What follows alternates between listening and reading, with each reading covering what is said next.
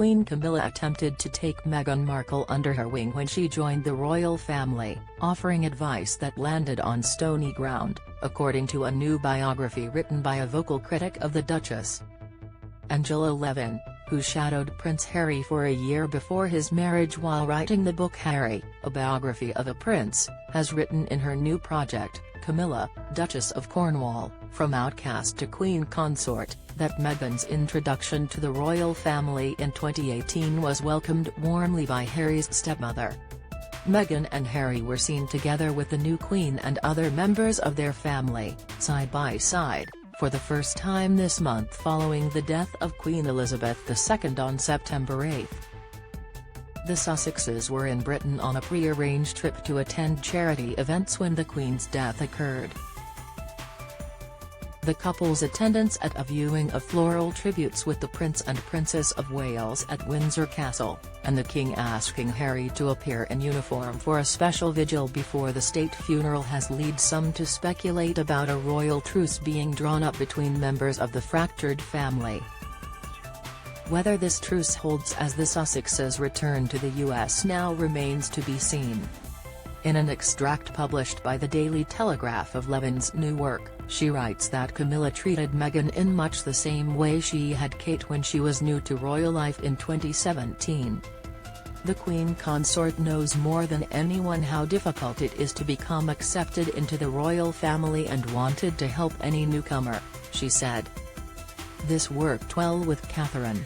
Camilla helped her familiarize herself with some of the customs, antiquated protocols and restrictions of royal life.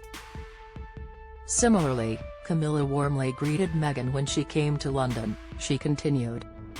Prince Charles enjoyed talking to her, especially about the theatre and arts.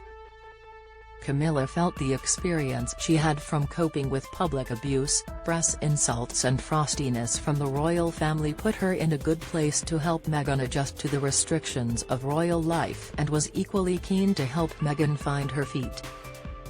At the time of her engagement in November 2017, Meghan said that members of the royal family had been amazing, with Harry adding that the family together have been absolutely, a solid support. Of this period, Levin wrote of Meghan and her future stepmother, they had lunches together and Camilla spent a lot of time offering advice on how to handle the pressure.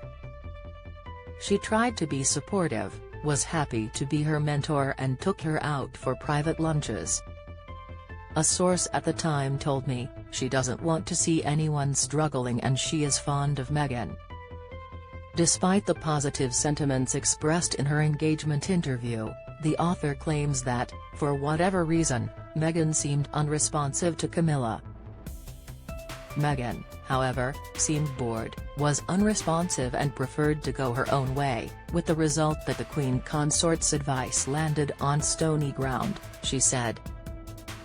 One example of Camilla's outreach to Meghan provided by Levin, is a lunch that is claimed to have taken place at Highgrove House, the country retreat of King Charles III, purchased in the 1980s. Meghan had a reputation for being a hard worker.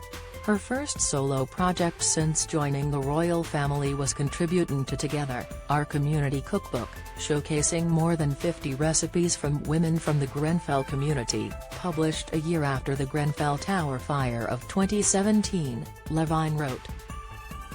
The Queen Consort and King Charles wanted to show their support and invited the Duke and Duchess of Sussex, plus their friend Lucia Santa Cruz, to lunch at Highgrove. Lucia recalls, as a surprise, Camilla went out of her way to make sure the lunch consisted only of recipes from Meghan's cookbook, and that included a very hot salsa. It was a really nice gesture. One that made no impact. Since both Harry and Meghan stepped away from the royal family in 2020, citing the unsupportiveness of members of the royal family and households in the face of tabloid scrutiny, Camilla has remained silent on the situation.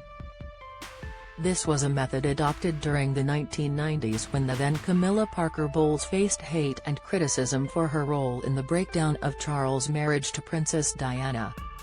Levin provides a single example of this silence being partially broken. In January 2020, when it was announced that the Sussexes would be leaving the working royal fold and moving to the U.S., the then Duchess of Cornwall was asked if she would miss them. She smiled enigmatically, paused, said, followed by the word course, wrote Levin, then walked smartly away. The exact nature of the relationship between the new queen and her stepdaughter-in-law remains unknown, though a number of sources claim that Camilla could be a target of criticism in Harry's upcoming memoir. In a recent interview for the Daily Beast, author and editor Tina Brown claimed that Camilla lives in dread of the book's publication, with speculation rising that the prince may criticize his father's second wife's conduct during his parents' marriage. Harry's memoir will resurface a particular agony for Charles, Brown said. The Queen was re-stabilized after the death of Diana, whereas Charles has continually battled to end those ghosts.